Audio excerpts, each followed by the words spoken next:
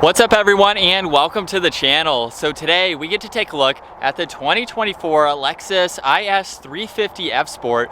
Huge shout out to Hendrick Lexus Northlake for providing this sedan for me today. Take a look at their website. They have a huge selection. That link is down in the description. So this 350 is finished off in incognito. MSRP is just north of $55,000. Now this is powered by the 3.5 liter naturally aspirated V6. It's paired to an 8-speed automatic transmission, pumping out 311 horsepower, 280 pound-feet of torque. That power is sent to the rear wheels, propelling this 3,800 pound sedan from 0 to 60 in 5.5 seconds. It has a top speed of 143 miles an hour. It also has a fuel capacity of 17.2 gallons. You'll expect to see around 20 miles per gallon in the city, 28 out on the highway. This has a wheelbase of 110.2 inches. Its overall length is 185.4. It has a width of 72.4, a height of 56.5, and its ground clearance measures in at 5.5 inches. As we move on to the exterior styling now for this IS 350, let's start off with the traditional hourglass design for the grille. So on this model, it still retains that separation with the gloss black trim accent that wraps around the entire grille. Plenty of cutouts to provide a lot of cooling. There's a forward-facing camera. The Lexus badge is also the forward-facing sensor. Now this does have LED headlights, DRLs, and turn signals with that crisp point for the DRLs and that triple beam design just underneath that housing. In the lower section, there's also some more trim accents on both corners and then a lot of cutouts in that lower section to provide a lot of cooling. Now there's also very nice lines that come down the hood. They go all the way to the point of the hourglass design in the grille. So it's very nicely incorporated and integrated all together. Now for this F Sport, this has a set of 19-inch wheels with a very nice finish, multi-spoke design to them. The F Sport badge is just behind that. And being the F Sport model, it also has the F Sport tuned suspension. Now for the power folding side mirrors, they have gloss black on the top, there's chrome, turn signal, body colored, and then the camera underneath that. This does have a sunroof, there's more chrome, black chrome that is surrounding the window trim, and very nice lines that run down the side. And then in back, there's also a small gloss black trunk mounted spoiler. There's LED taillights along with the LED bar that runs right through the trunk, backup camera, all the sensors, more gloss black for that diffuser, and then the dual exhaust. Now as we work our way to the cargo space, there's a button just underneath by the backup camera to allow you to open up the trunk lid. And this is a very spacious and practical sedan. There's quite a lot of space in the back with the back seats up. However, you can fold down the back seats to give yourself that much more storage space. And then you can actually lift up the floor. So the spare tire is hiding underneath there, and you might have a little bit of extra space for some other items if you really need it. And then it's a very light trunk lid, so it is easy to close. But let's work our way to the interior now, where we have a special surprise. We have the solid red leather paired with the incognito. You will notice that covers pretty much the entire door. There is the window release, a little bit of storage there for that grab handle, and then one speaker down below. No storage in the lower section of the door, which is interesting to see. But then we have the solid seats. Now at 5'10", I actually have a good bit of space. There's storage pockets behind both front seats. There's also some climate vents, a little bit of a bulge in the middle for your center passenger, but it's really not all that bad. We have the armrest. If you push on the end of it, this is how the cup holders pop out. And then this also has the sunshade, which you can raise and lower from the driver's seat. Pretty thin pillars there, so it's easy to see all around. And at 5'10", my head is just touching the headliner here. So for the smaller size that this is, I'm actually comfortable. I could ride around town, maybe go on a small trip in it. So it is functional if you don't want a large sedan. Now for the driver door panel, there's all of the window adjustments, memory seats. We have lock and unlock along with the side mirror controls, and there's storage space for that lower section. F Sport is also down on the door sill. And then take a look at the front seats. A little bit more lateral support, and they are automatic, so all of those are down on the side. But let's fire this F Sport up. That button's up top, and we can bring this to life.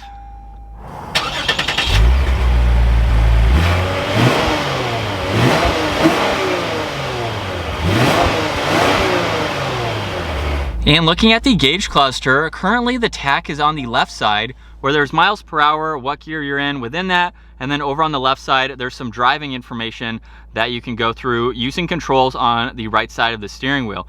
So we can also pull up G-force meter, look at gear position, tire pressure.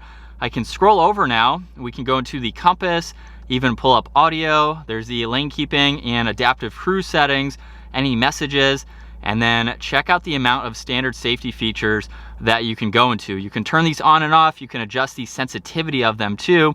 And then we are back to the rest of that info. Now, if you want to hide all of that, simply push on this top button right here and the entire tack is going to shift. Now we have engine temperature on the left side, fuel on the right side, and then you can only scroll through a certain amount of information right in the middle. So if you want to expand that and go through more than what I'm showing right now, you have to put the tack back over and then you can continue on. Now also over on this right side, there's a back arrow, lane keeping assist, distance pacing. This also has steering wheel mounted paddle shifters. And then on the left side, Bluetooth and voice commands along with tuning, volume, and mode for your audio. Now on the left side of the steering wheel, there's the trunk release, hood release. This is how you can adjust that sunshade in the rear, automatic headlights, dimmer switches, and odometers. If I click on the view button, this is not new from Lexus, but the camera will start to play this animation. That way you can double check and make sure nothing is around you. You can also change that view where you have the full 360, again, just to double check. So that is nice to see. There's one air vent. And then as we work our way back to the system, this is a touchscreen system, so you can push on it if you'd like to, but it is much easier to use everything down below. So there's the trackpad, map, menu, and a back button. So if I go to menu now, you have destination, audio, phone, different apps. Projection is how you can pair your phone to the system. There's even the setup, so you can go through that general information. And if we go back to menu, you can also get into your climates. So you can easily adjust all of that information. There's also a shortcut to the map, so you can bring that up in full screen. Now, if you've been able to tell, we do have that split screen, so you can have it in full screen, or you can bring up this information over on the right side, just depending on what you would like to see. So very user-friendly and easy to use. There's a clock underneath that with an air vent on both sides. And then we have the sliding dials for your temperature. So when you push on fan speed to turn this on, now I can adjust the temperature just by swiping up and down. Fan speed, where you'd like the air to go. This even has heated side mirrors and all of the defrosters. Now, interestingly enough, this 2024 has a CD player, so you can insert your discs there, and you have some more controls for that. There's power and volume for the radio, tuning on that right side. And then this even has heated and ventilated seats along with a heated steering wheel. On the right side, these are the different driving modes. So the gauge cluster will change. We have Sport, Sport S Plus, and then there's also an Eco mode and a normal and comfort. So just depending on how you want to drive for the day. There's a snow mode just behind that, along with traction control, auto hold. And if we put this into reverse, that is the backup camera. You have two different angles. And then there's also guidelines that can be adjusted. Drive is all the way to the back, and then you can shift using the shifter or the paddle shifters themselves. There's also two cup holders, and then in the center armrest, there's some auxiliaries with a little bit of space, and then the glove box also has plenty of room. Now up top, there's garage door buttons on the bottom of the rear view mirror. There's the touch sensitive dome lights, and then the controls for the sunroof itself. And as far as visibility goes, it's very easy to see over both shoulders. As we set up now behind the wheel for the IS 350 F Sport, I know that this is a very popular sedan in the Lexus lineup. Going with this size just because of the practicality that it has. It's not a large vehicle, but it's also very nimble feeling, it's sporty feeling. When you add the F Sport package, that gives you that upgraded suspension to really make this feel that much more sporty feeling. It doesn't really add too many other goodies. You have the wheels. This particular one has a really cool color combo, which of course is your personal taste with what you'd like to pick. But it's a very popular vehicle to go with. A lot of people like that NA engine. So the 3.5 liter V6, it's something that has a good amount of horsepower, and it's also something that is known to be very reliable. Now, if we put it into the sport mode setting, we have it in Sport S Plus.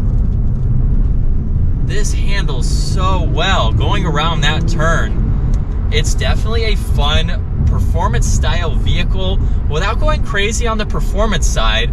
it has a lot more of the performance handling characteristics. And honestly, being the F Sport model, I would like to see something a little bit more. I'd like to see maybe a little bit more power somehow. It is a naturally aspirated engine versus some of the turbos that some other brands are offering now. So I know a lot of people like that naturally aspirated engine, but for the F Sport package, to me, I think it would be cool to see just that next step for this car. Maybe at some point, Lexus is going towards some of their hybrid motors. Maybe at some point the F Sport can have that hybrid assistance where it will give you that extra horsepower and really give you a difference between going with this or going with what I'll call a more of an F Sport type of vehicle. With that out of the way, I've been able to drive these quite a lot and I like them. They're very comfortable feeling. It's a Lexus, so it's a little bit more luxury feeling. This is the luxury brand to Toyota, so Toyota Lexus, we have a little bit more of a luxury focused vehicle. And at 55 grand, it's not all that expensive to get into a luxury brand like this. The average price of a brand new vehicle today is right around the $50,000 mark. So to get into this, even to get into a non-F Sport, if you want to stay under 50, you're getting a reliable vehicle, you're getting something that's luxury focused, and it's going to be easy to maintain. It's something that you can daily drive, and it gives you a lot of space too. This is on the smaller side for the sedan lineup from Lexus, but it doesn't feel that small on the inside. And when you're ready, you give it a nice acceleration there, you can get back up to speed. It's not a loud vehicle either, so if you're looking for something loud, you'll have to throw on a different exhaust. But from this Lexus, it's super comfortable, well refined, and it's something that you can drive every day. Now, what's interesting to see is that we still have that CD player that I mentioned earlier. I have a lot of comments on the Lexus videos that I review about having a CD player for the year 2024. A lot of people who buy Lexus models still use what's called a CD. So for the younger viewers, that was something that I even grew up with. It is interesting to see, but people who are buying Lexuses want to use that feature. So Lexus is answering those demands and keeping it in their vehicles. So if you don't want it, it's going to be there. Maybe bust out some old CDs and listen to those. But one interesting thing to see for this brand new car. And in Sport S Plus second gear, here we go.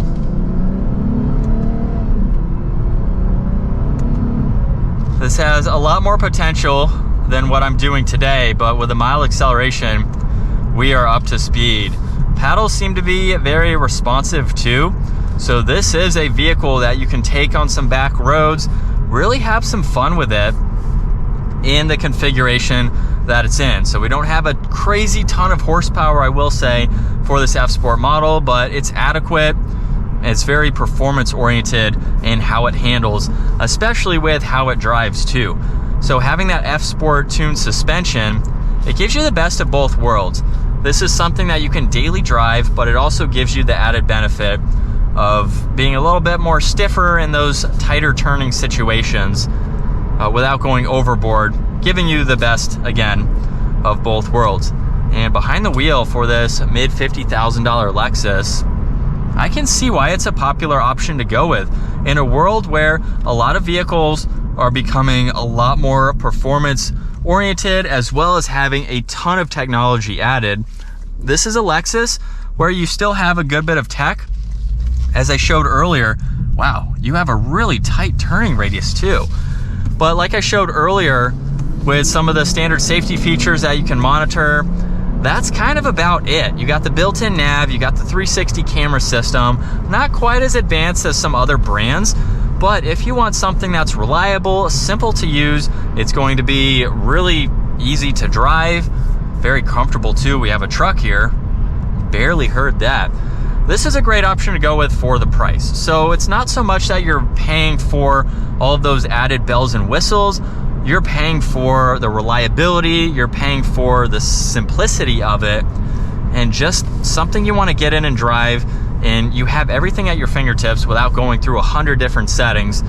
You can just set it and forget it. So that is the Lexus Toyota side of kind of a lack in tech, but At the same time too, you know, it's more reliable. Toyota Lexus is currently number one. They've been number one for several years. And that could be due to part of it. A lot of it is that NA engine, not going to some of the hybrids, which the companies are using, but especially in this model here. What keeps it more reliable? What keeps it popular with car enthusiasts? And it's a fun car to drive. That is going to wrap it up though for the 2024 Lexus IS 350 F Sport. Once again, huge shout out to Hendrick Lexus Northlake for providing this sporty sedan for me today.